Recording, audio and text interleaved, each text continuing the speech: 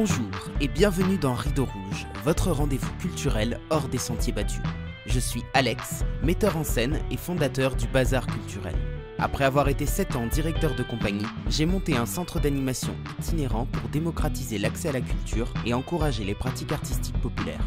Dans ce podcast, je pars chaque semaine à la rencontre de personnalités, libres penseurs ou collectifs qui contribuent par leurs actions au partage des savoirs et des expériences. Alors si vous êtes à la recherche d'une parole engagée, montez vite à bord car le départ est imminent. Et hello tout le monde, très heureux de vous accueillir dans ce 60e épisode de Rideau Rouge. C'est toujours une petite victoire pour moi d'atteindre une nouvelle dizaine, puisque c'est le signe que le podcast tient la route, et surtout c'est le signe que vous êtes toujours là, à l'écouter. Donc merci à vous, chers auditeurs, pour vos likes, vos commentaires et vos partages qui me vont droit au cœur. Aujourd'hui, nous allons parler formation. Et ça tombe plutôt bien car je suis justement de retour à l'école en ce moment. Et pour ne rien vous cacher, ce podcast a même été préparé depuis un TER. Les gens autour de moi doivent me prendre pour un fou à sourire tout seul devant mon ordinateur, parce que oui, vous me mettez de bonne humeur, que voulez-vous, mais peu importe, je m'égare et ce n'est pas le sujet. Nous allons parler formation, vous disais-je. Mon invité s'appelle Mathieu Fulchik. Il est éducateur spécialisé dans une association qui accompagne des personnes en situation de handicap, mais également accompagnateur VAE pour les diplômes d'État d'éducateur spécialisé et moniteur éducateur. Sur sa chaîne YouTube, Devenir éducateur, il donne des conseils sur comment préparer et réussir sa validation des acquis de l'expérience, la VAE, et c'est de ça qu'il vient nous parler aujourd'hui. Bonjour Mathieu, comment ça va ? Bonjour Alex, écoute, ça va très bien, je te remercie. C'est chouette de te recevoir ce matin pour parler de ton parcours, de ta chaîne YouTube aussi, Devenir éducateur.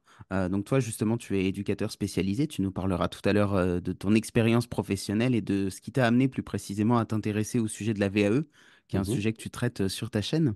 Mais avant ça, je voulais te poser une petite question, comme tu le sais, tirée au hasard dans mon jeu de cartes. mhm. Est-ce que tu pourrais imaginer les vêtements du futur? Les vêtements du futur. Écoute, je pense qu'il serait à la fois, je pense qu'il y aurait une combinaison d'une pensée écologique et technologique. Je pense qu'il y aurait une fusion des deux. Voilà, si je devais me projeter et imaginer quelque chose, je pense qu'on va se rapprocher de quelque chose de respectueux de l'environnement. Et puis voilà, avec un potentiel qu'on n'imagine peut-être même pas encore à l'heure actuelle. Ok, donc tu es plutôt optimiste. Oui, oui, je suis plutôt optimiste. Oui, oui, absolument. En général, je pense que les problématiques, les adversités, on va dire que la Terre pourrait rencontrer, en réalité, ça va peut-être nous obliger à trouver des solutions et pas forcément à régresser enfin, c'est pas régresser, mais à revenir en arrière.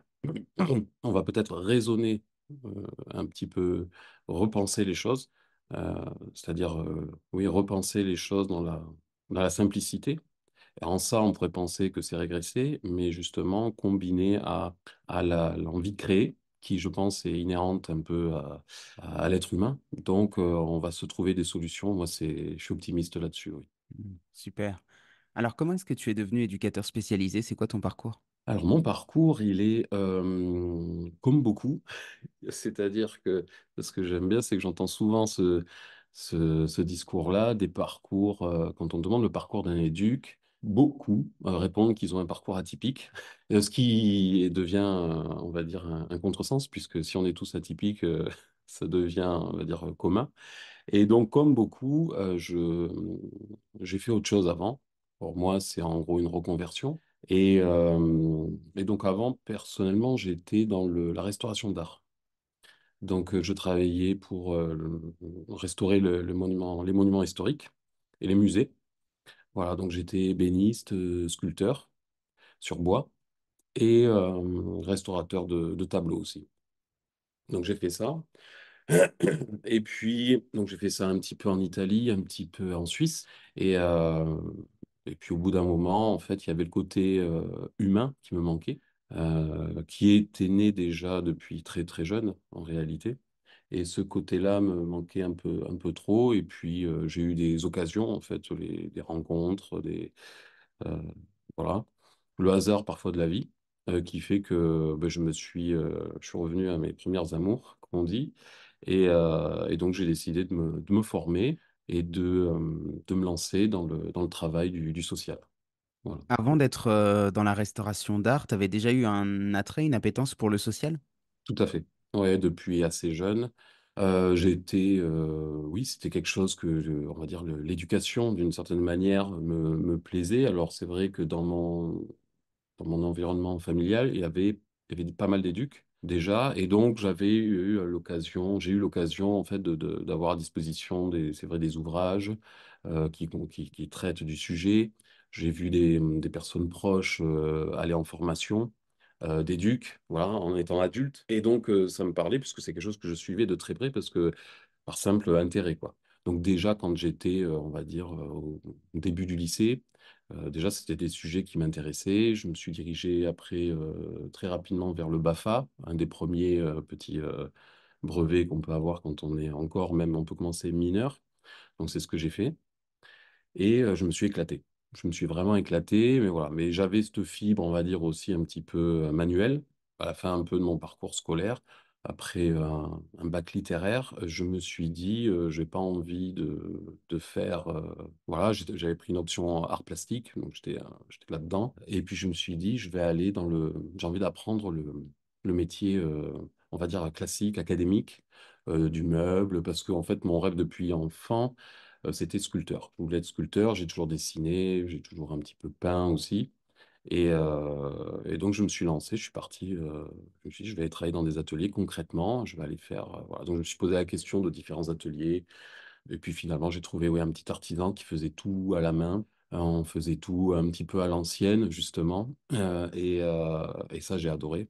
Parce qu'effectivement, avec des éléments nobles, le bois, du métal, on peut transformer et faire des véritables bijoux, quoi. Ça, c'est quelque chose qui m'a énormément plu. J'ai appris des techniques. Et voilà, donc je me suis lancé là-dedans. J'ai changé un petit peu de voie.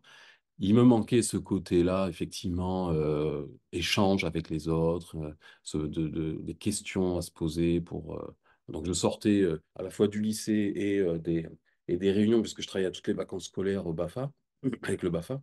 Donc, toutes les vacances scolaires, j'étais en centre de loisirs. Donc, tous les jours, quasiment, il y avait des réunions.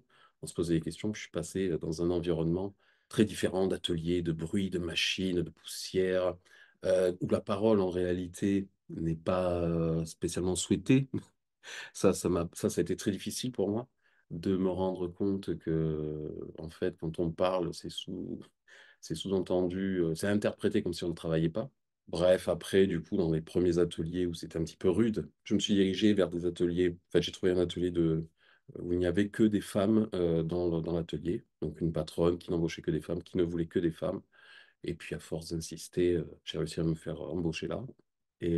Donc, c'était un atelier de sculptrice au départ.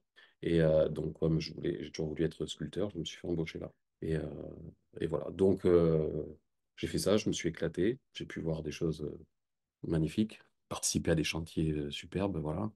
Et puis, donc j'ai fait ce parcours-là pendant 10 ans, on va dire.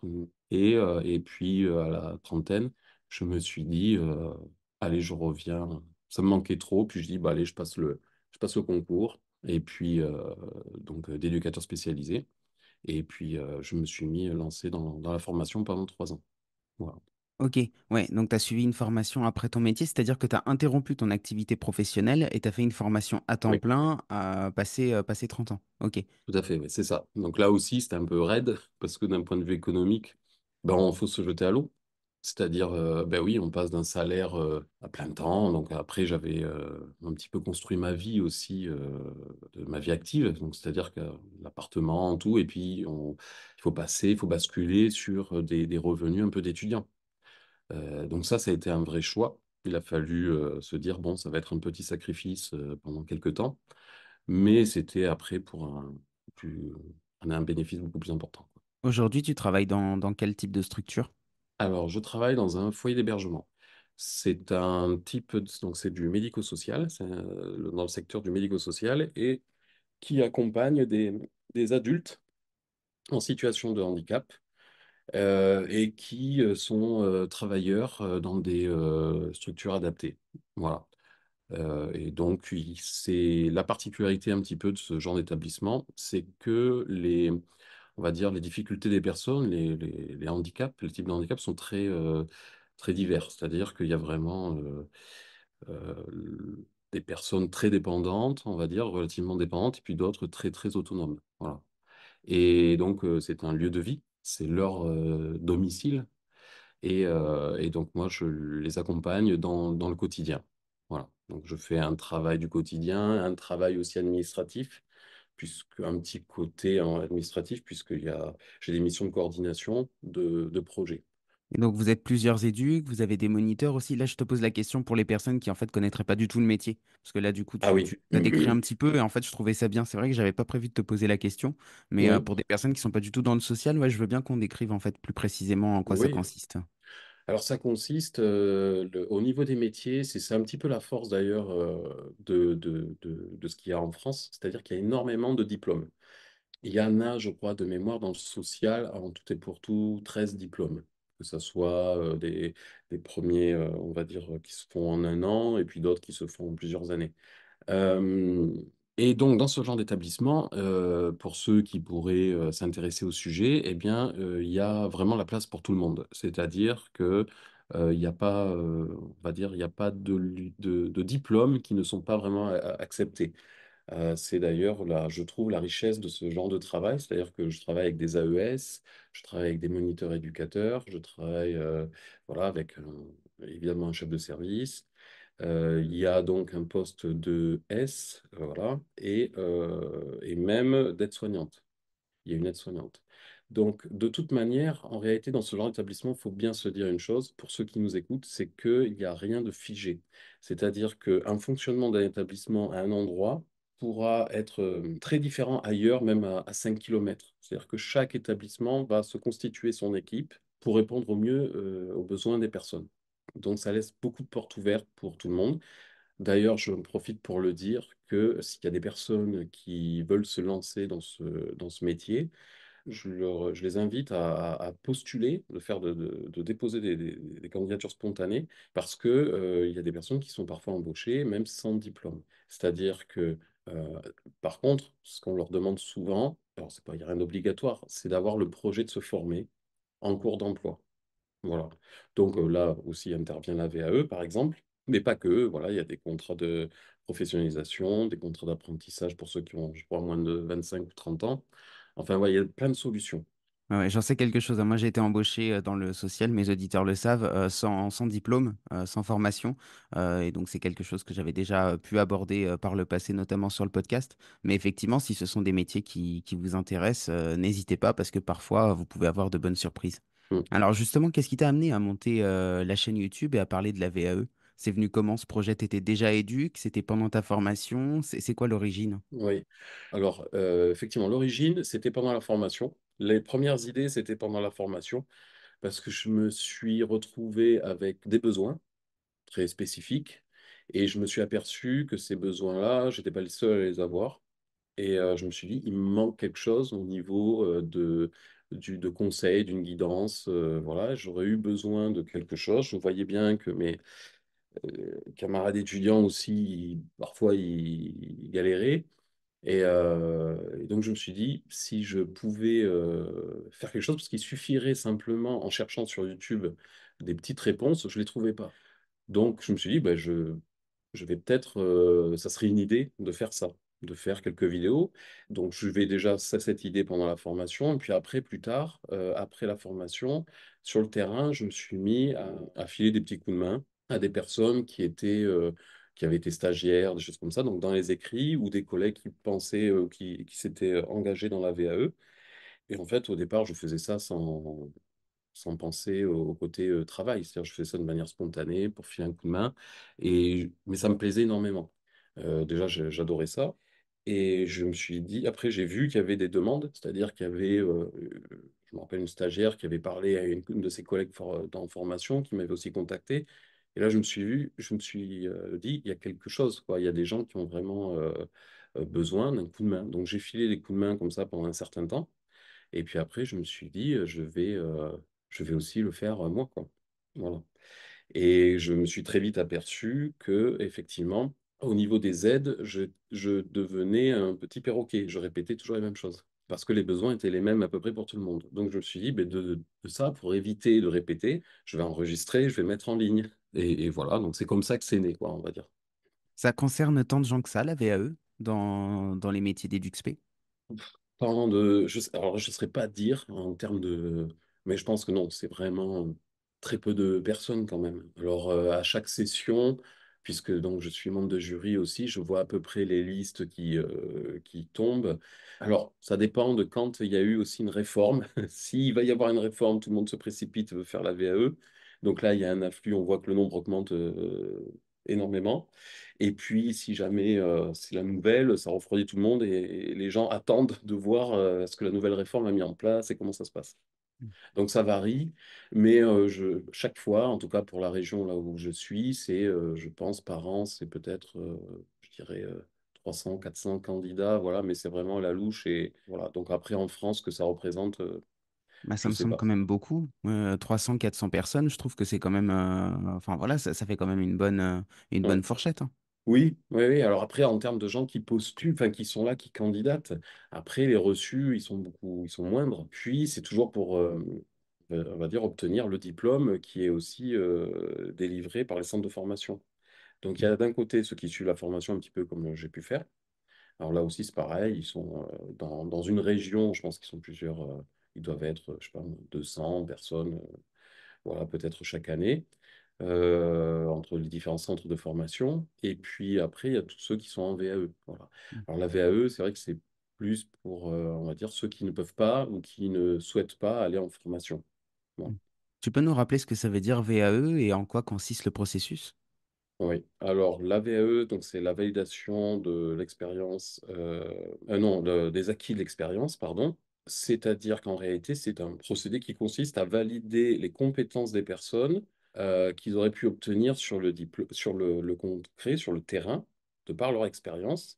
Et donc, ça permet aux personnes d'être évaluées et validées, qu'ils puissent obtenir le diplôme de la même manière que ceux qui sont allés en formation. Donc, ça donne lieu à des choses que moi je trouve très bien vraiment que je porte et donc que je défends aussi. C'est-à-dire que dans les diplômes, il y a des barrières à l'entrée. Voilà. En général, les barrières, c'est vrai que moi, c'est pas quelque chose qui me plaît bien dans ce sens-là. C'est-à-dire que la formation de S, il faut avoir par exemple le bac pour l'avoir, pour rentrer et pour présenter le concours. La VAE, ça permet de dire, même si j'ai pas le bac, mais que j'ai un certain nombre d'expériences, de terrain, et que je pense avoir développé les compétences de l'éducateur spécialisé, mais même sans le bac, je peux obtenir le diplôme d'ES. Et ça, personnellement, je trouve ça très, très beau et c'est quelque chose que je défends. Ouais, et c'est le même diplôme à la fin pour les personnes qui sont sorties d'école que pour les personnes qui ont fait une VAE, ce qui veut dire qu'il n'y a pas de différence et il n'y a pas moyen de savoir, entre guillemets, qu'un tel est sorti d'une VAE et donc du coup il aurait un niveau, entre guillemets, moins bon plutôt qu'un autre qui est sorti d'école, quoi. C'est exactement le même diplôme. Absolument. Voilà, c'est pour ça que j'aime bien ça. Mm. Et donc ça Voilà. consiste en un écrit, en un oral, il y a des étapes, comment ça se passe? Alors, l'AVAE, ça consiste, il y a plusieurs étapes, effectivement. Il y a une première phase, en réalité, qui est de, de ce qui s'appelle maintenant, c'est tout récent. C'est un dossier de faisabilité, c'est-à-dire qu'on vérifie quand même un minimum que on ait a priori les bonnes compétences, voilà, qu'on aurait pu acquérir pendant ces expériences précédentes. Et puis une fois que on nous dit OK, alors on a on va dire, deux étapes. On a un livret 2 qui s'appelle le livret 2 parce qu'avant il y avait le livret 1 qui était celui-là, de vérifier si on peut commencer le travail. Et donc ce livret 2 c'est un travail d'écriture, donc c'est comme un gros mémoire, voilà, qui est basé sur des domaines de compétences qui sont tirés d'un référentiel du métier. Donc, c'est-à-dire qu'on est tous évalués sur les mêmes compétences. Et à l'issue de ce livret 2, donc on le dépose. Donc on a 2 temps en général dans l'année pour le déposer.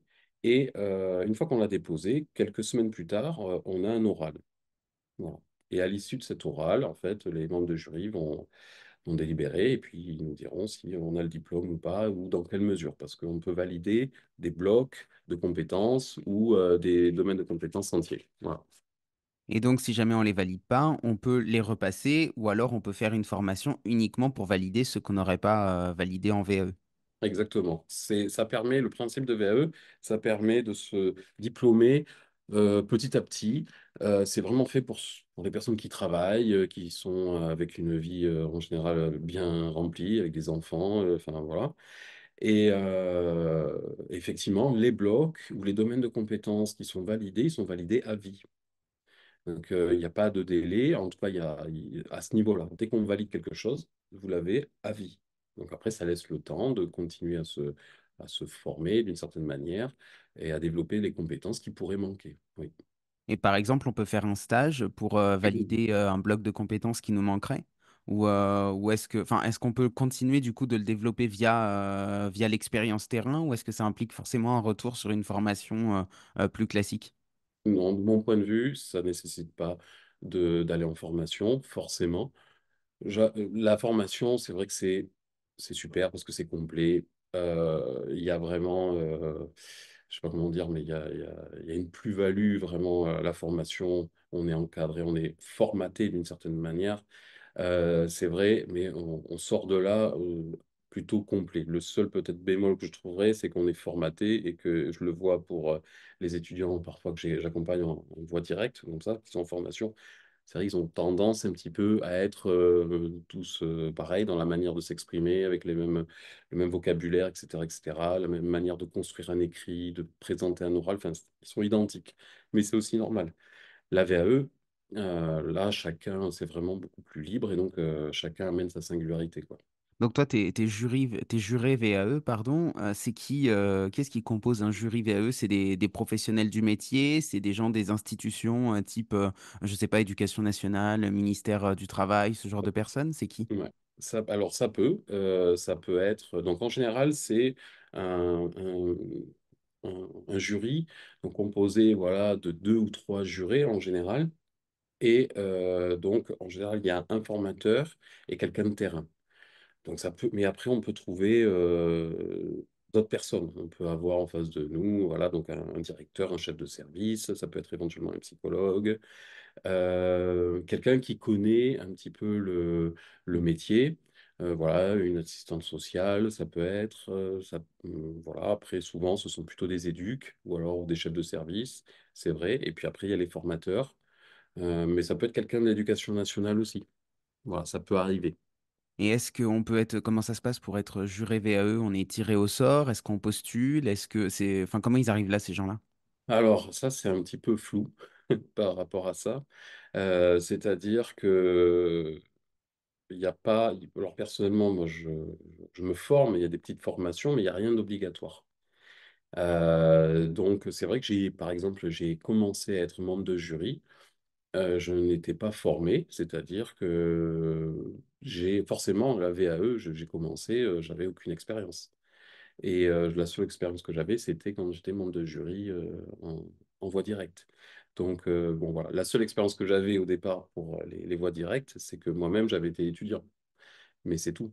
Voilà. Donc, c'est quelque chose de pas très professionnalisé, ça. Oui. Mais qui est-ce qui le constitue, ce jury? Enfin, est-ce que, je sais pas, il y a une entité qui chapeaute les VAE, ça dépend d'un ministère, Ah ou est-ce ben que du oui, coup c'est plusieurs ministères? c'est le rectorat, en fait, Ouais, ok. c'est le rectorat qui organise l'examen, puisque c'est un examen comme n'importe quel autre examen. Et il doit, forcément, comme c'est basé sur l'expérience, ben, c'est tout naturel qu'on aille chercher des gens de terrain. Parce qu'on va parler beaucoup, on va énormément parler pendant l'examen de la réalité de terrain, et il faut que ça puisse parler aux jurés. Ouais, mais comme c'est pas réglementé, du coup, cette réalité de terrain, les gens qui vont venir, du coup, ça peut être potentiellement des gens qui vont être connus du rectorat, enfin voilà, on va être plutôt sur un cercle quand même relativement fermé. Euh, Oui, alors souvent, en fait, ben enfin, par expérience, ce que j'ai compris, c'est que le rectorat, en fait, va contacter les centres de formation et puis, ils vont demander des personnes. Est-ce que vous avez des formateurs? Est-ce que vous avez éventuellement des professionnels? Puisqu'en fait, les centres de formation, il y a vraiment, même au sein même de la formation des DUXP, par exemple, hein, il n'y a pas que d'un côté, ceux qui dispensent la formation ne sont pas que des formateurs.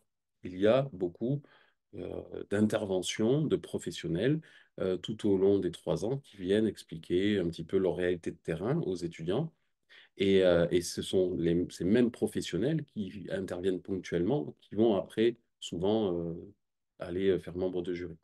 Voilà. Donc, toi, tu enseignes aussi en centre, si je dis pas de bêtises. Donc, les Oui. étudiants, hein, tu vois aussi, tu parlais tout à l'heure des différences de profil entre ceux qui viennent de la VAE, ceux qui sortent de centres de formation, sur le Mhm. côté formaté. Est-ce qu'il y a d'autres différences dans ces profils? J'imagine bah, dans les âges aussi. Ouais. Dans les âges, exactement. Surtout là, depuis quelques années, c'est vrai que le public qui part en formation, qui rentre en formation est de plus en plus jeune. Ça a très vite changé parce que moi, je me suis formé il n'y a pas très très longtemps. La moyenne d'âge était beaucoup plus élevée. Voilà, donc c'est la seule différence. Et puis après, oui, en termes de présentation aux examens, ils sont un peu calibrés. Et bon, c'est très qualitatif, hein, évidemment, aussi.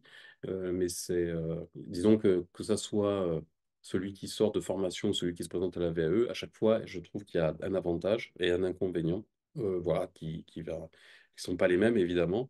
Mais voilà, oui. Alors, on entend souvent que l'éducation, et notamment bah, les institutions d'éducation, justement, formatent les gens et que bah, on se retrouve avec des profils qui sont exactement les mêmes. Et on dit, j'avais même entendu plusieurs fois que on fait en sorte d'avoir les gens qui sont les plus dociles. Dociles au système, dociles au protocole. Est-ce que le fait d'avoir des éducateurs comme ça qui sortent d'école, qui sont un petit peu formatés. Du coup, dans les métiers du social, c'est pas un inconvénient pour travailler avec des gens et peut-être avec des profils aussi qui, pour le coup, sont complètement hors système. Si, dit comme ça, effectivement, c'est vrai.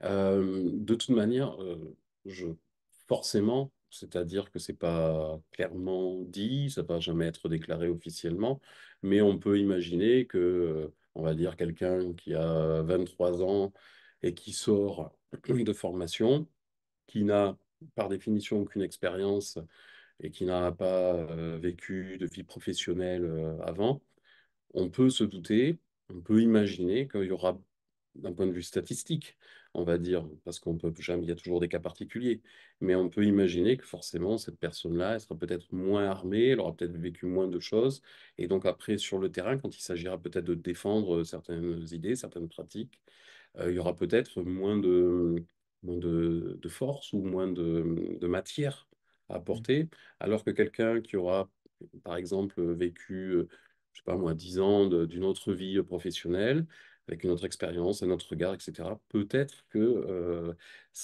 il pourrait développer d'autres choses. Oui, on peut imaginer ça.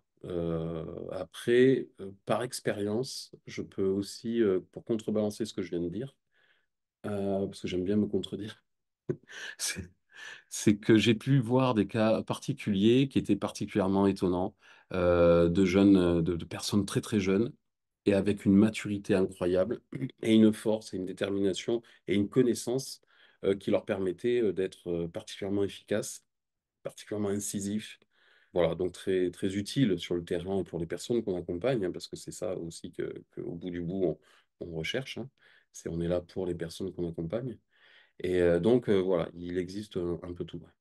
Il paraît qu'on vit en ce moment une crise des métiers de l'animation et des métiers du social, qu'il y a beaucoup de postes. Alors, c'est vrai dans l'animation, peut-être que c'est moins le cas dans le travail social, mais en tout cas dans l'animation, il y a beaucoup de postes à pourvoir pour peu de personnes diplômées, pour peu de personnes formées. Il y a beaucoup de structures qui recrutent, qui galèrent à recruter.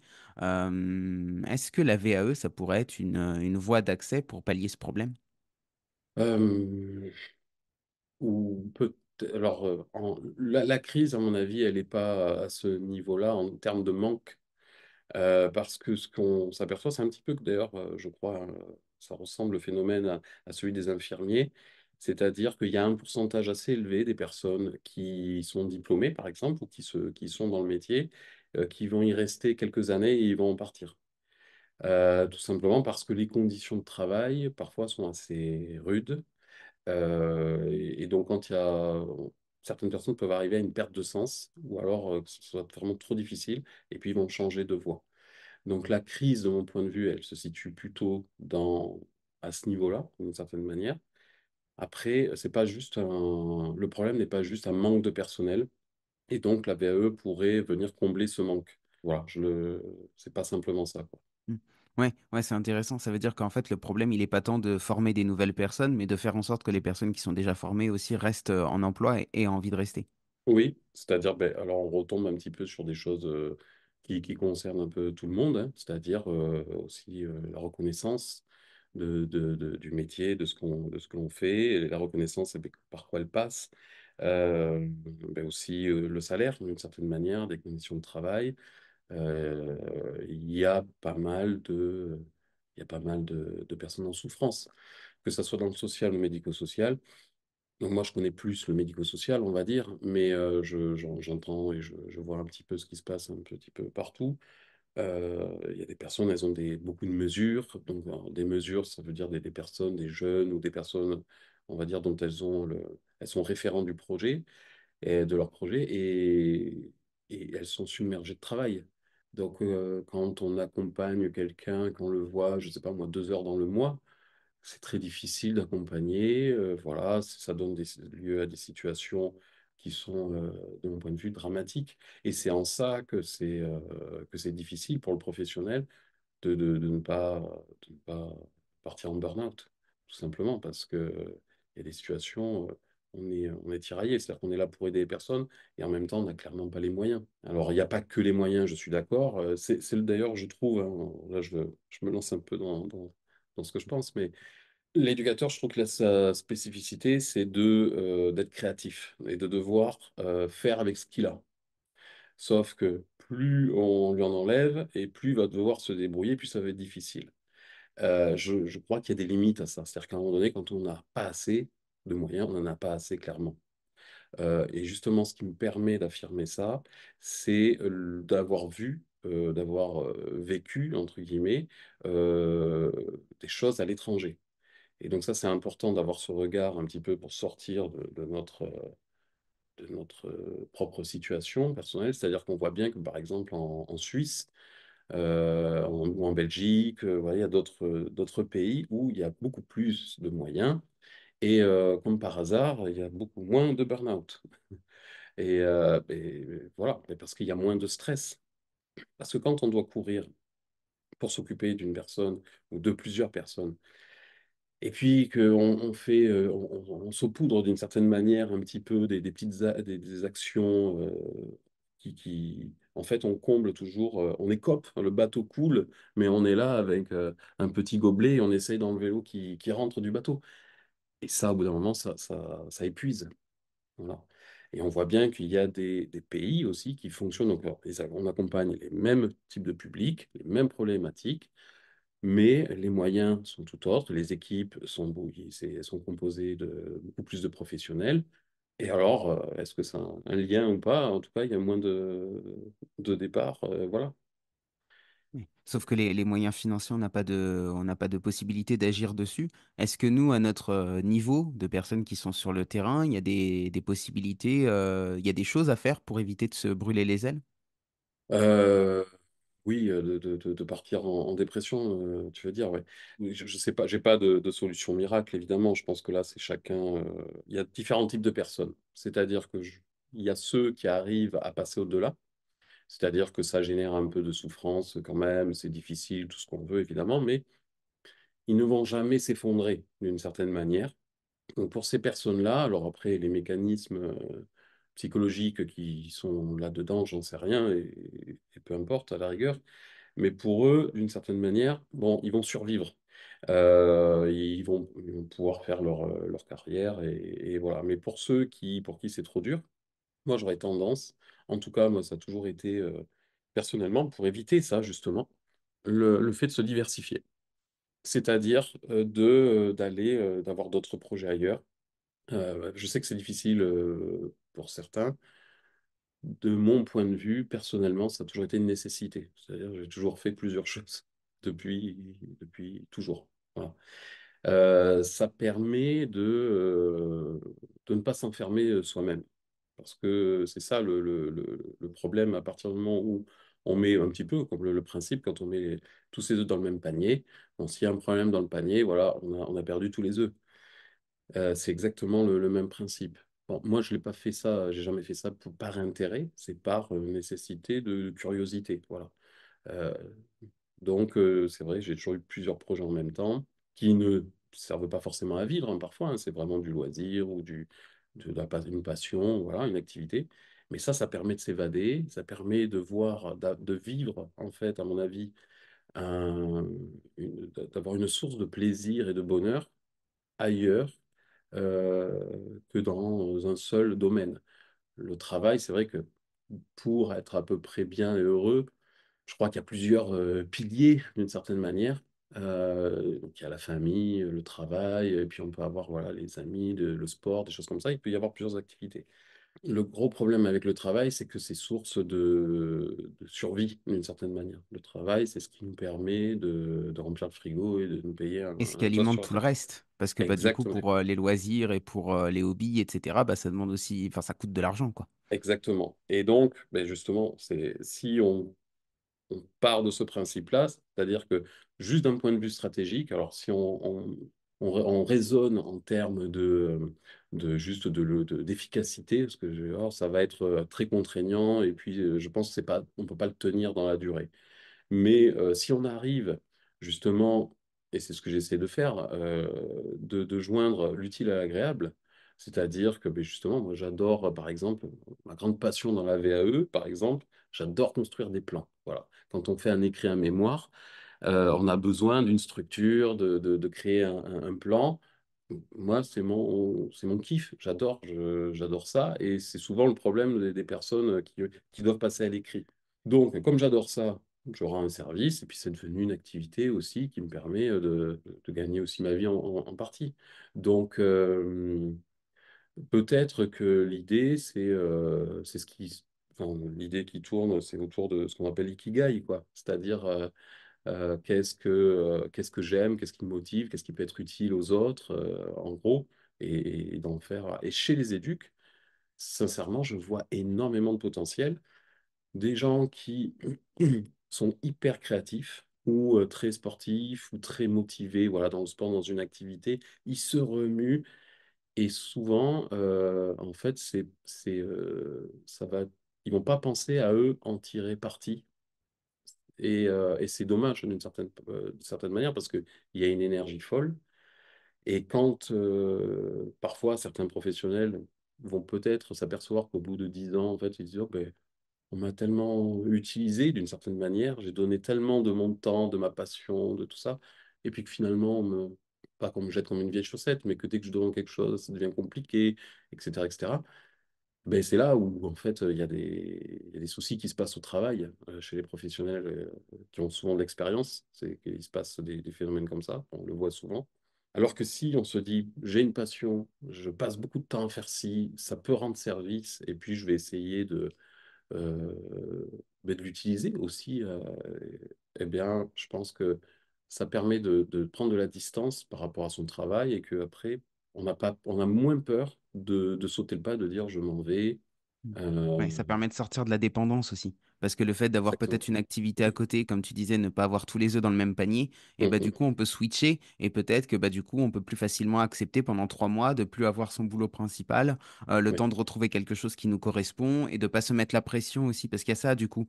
Si on n'a qu'un seul boulot et qu'on est dépendant de ce boulot, le jour où il faut changer, bah, on va commencer à postuler, mais on va prendre un petit peu la première chose qui passe sous la main et du coup on se retrouve comme ça avec une espèce de burn-out en chaîne où du coup, c'est pas non plus viable sur le long terme, quoi. C'est hyper destructeur pour la personne. c'est ça. En fait, c'est-à-dire que les éducateurs, souvent, ce que j'adore dans ce métier, c'est que on applique des principes, alors qu'ils sont magnifiques et tout ça, hein, vraiment très bien, mais parfois on oublie de se les appliquer à soi-même. C'est-à-dire que ce qui fait beaucoup de bien, à mon avis, c'est de se projeter, d'avoir un projet. C'est pas tellement d'obtenir les choses en réalité, c'est le chemin parcouru pour arriver à tel but d'une certaine manière. Et quand on a un projet, on a un sens. Et donc, notre vie, d'un coup, fait sens. Et alors, ça fait beaucoup de bien, tout ça. Mais effectivement, quand on commence à ne plus avoir de projet ou qu'on subit, on va dire, les choses et qu'on est obligé de prendre un boulot pour payer le crédit, alors là, ça devient l'enfer. Là, ça devient l'enfer. Si on voulait extrapoler à l'échelle un petit peu plus macroscopique, j'ai envie de dire, parce que là, à l'échelle des individus, cette histoire de d'avoir toujours un petit peu, enfin voilà, de regarder les choses dans leur ensemble, d'avoir ouais, des billes un peu à droite à gauche, on pourrait la transposer sur la structure, parce que aussi ce qui fait que le système fonctionne mal, c'est le fait que dans le travail social, dans l'animation, il n'y a qu'une seule source de financement, de manière générale, qui est l'État. Donc on se retrouve avec des financements publics et donc il suffit que bah, ça se réduise pour Mhm. que bah, du coup ça impacte directement les salaires et les personnes qui travaillent, etc. Et donc bah, en fait on est soumis aux volontés des pouvoirs publics pour pouvoir avancer. Est-ce que si on transposait ça, cette idée d'avoir des billes un petit peu à droite à gauche, des œufs dans différents paniers à l'échelle macroscopique sur les financements, est-ce qu'on pourrait imaginer de financer autrement le travail social? Est-ce que c'est des questions auxquelles tu as réfléchi? Non, pas vraiment, mais sur le principe, j'ai réfléchi un petit peu évidemment, mais c'est tellement, on va dire, lié d'une certaine manière, peut-être un domaine qui peut-être de l'ordre de la politique, de la République, dans le sens étymologique du terme, c'est la chose publique. C'est tellement complexe que, voilà, mais par principe, si je dois prendre un peu de recul sur le sujet, effectivement, oui, on a tout intérêt, encore une fois, à revenir à cette idée de projet. Le projet, on explique aux personnes et dans nos formations, etc., que l'idée du projet, c'est avant tout la personne qui est au centre. C'est-à-dire, c'est elle qui va être, euh, qui va décider, qui va pouvoir se gérer, des choses comme ça. À partir du moment où, en fait, ce pouvoir-là, d'une certaine manière, on le perd et qu'on dépend de quelqu'un qui va nous donner à manger, d'une certaine manière, alors des fonds publics, de l'argent, des choses comme ça, on n'est plus maître à bord de son propre projet. Et ça, c'est un réel problème parce que tout ce qu'on aspire, tout ce à quoi on aspire en général, ben, on a, on a besoin de maîtriser d'une certaine manière notre vie. Si on dépend de quelqu'un, eh bien, on devient objet. Ce qu'on veut, c'est être acteur. C'est ça qui est hyper plaisant. Euh, de pouvoir, voilà, même si on doit on rater d'une certaine manière, finalement, c'est pas grave, d'une certaine manière. Ce qui rend, enfin, en tout cas, personnellement, ce qui me rend heureux, c'est d'être acteur le plus possible. Et donc, à ce niveau-là, si on part par principe, effectivement, l'idée, ça serait que les associations, d'une certaine manière, puissent être maîtres aussi, avoir peut-être des aides, oui, mais aussi avoir d'autres fonds. Alors après, de quelle manière est-ce qu'on rend tout à l'idée? Parce qu'après, il y a l'autre pendant. C'est-à-dire qu'après, on rentre dans une logique d'entreprise, de rentabilité, etc., etc. Donc ça aussi, c'est un gros danger. Et d'ailleurs, c'est en train d'arriver. Ouais, on le voit On dans le, les EHPAD, hein, par exemple. voilà, Ouais. bon, ben voilà. Mais là, c'est du privé, donc à la rigueur, quand c'est privé, on se dit, bon, c'est logique. Mais même au-delà de ça, de mon point de vue, j'en sais rien, je suis pas spécialiste, mais j'ai l'impression quand même qu'on donne énormément de force et entre guillemets, pouvoir. Beaucoup plus depuis peut-être 30 ans, 50 ans, j'en sais rien, par exemple, aux comptables. C'est-à-dire que ce sont eux, c'est les finances qui vont décider des choses, des choix. Donc, c'est un juste milieu. Je pense qu'il n'y a pas, je ne crois pas qu'il y ait, on va dire, une solution particulièrement, voilà. Il y a à réfléchir, à mon avis, et à s'interroger sur justement, euh, ce qui a le plus de poids et peut-être apporter un contrepoids, un contre-pouvoir parfois. Voilà, parce que sinon, on peut très vite glisser vers après des dérives ou des problèmes, quoi. On approche de la fin de cet entretien. Avant que je te pose la question finale, est-ce qu'il y a une question que je t'ai pas posée et à laquelle tu aimerais répondre? Quelque chose que tu aimerais ajouter? Non, non, non, franchement, non, non, je pense que cette idée-là, si je dois rajouter quand même, si je Euh, ce qui est fondateur dans notre métier et ce qui me tient à cœur, on va dire, c'est cette idée de projet. Voilà, d'arriver à être maître de son projet et on va dire, cette petite méthode, d'une certaine manière, cette idée-là, je trouve qu'elle est déclinable dans tous les domaines de la vie, dans tout ce que l'on peut vivre. Et, euh, et je trouve que ça génère du sens et ça génère du bonheur, je pense. Alors, si tu avais le pouvoir de changer le monde, si tu avais une baguette magique, par où est-ce que tu commencerais? Alors, si j'avais le pouvoir, justement, ça reprend ce que j'ai dit tout à l'heure, parce que c'est vraiment foncièrement ce que je pense. Je crois qu'il faut, je m'attacherai à créer avant tout un contre-pouvoir. Je crois que parfois les contre-pouvoirs ne sont pas suffisamment forts. Et c'est ce qui peut amener à des dérives. Et je crois que personne n'est à l'abri de partir à la dérive s'il avait le moindre pouvoir. Merci beaucoup Mathieu, c'était un plaisir de discuter avec toi et à bientôt. Eh ben, merci à toi. À bientôt. C'est la fin de cet épisode. J'espère qu'il vous aura plu et que vous y aurez trouvé des réponses aux questions que vous vous posiez sur le sujet. Allez, récapitulons ensemble les 3 points clés de cet échange. Souvenons-nous tout d'abord que la validation des acquis de l'expérience, alias VAE, est un procédé qui consiste à valider les compétences des personnes à partir de ce qu'elles ont appris sur le terrain. Elle s'adresse à tous ceux qui ne souhaiteraient pas ou ne pourraient pas retourner en formation, mais qui souhaitent acquérir un diplôme pour valoriser ce qu'ils savent faire. Contrairement aux écoles qui demandent souvent le baccalauréat, la VAE est accessible sans le bac, et le diplôme obtenu in fine est le même que pour les personnes qui sortent d'école. Ensuite, que la VAE se constitue de différentes phases. D'abord, un dossier de faisabilité, qui permet de tester l'adéquation entre le profil du candidat et le diplôme souhaité, suivi d'un travail d'écriture, le livret 2, une sorte de grand mémoire qui se base sur un référentiel de compétences. Le dossier est à déposer selon un calendrier précis dont il est utile de prendre connaissance au démarrage de votre démarche. Enfin, les candidats doivent soutenir leur projet à l'oral devant un jury composé de professionnels du métier. Il est à noter que les candidats peuvent valider certains blocs de compétences, mais pas la totalité.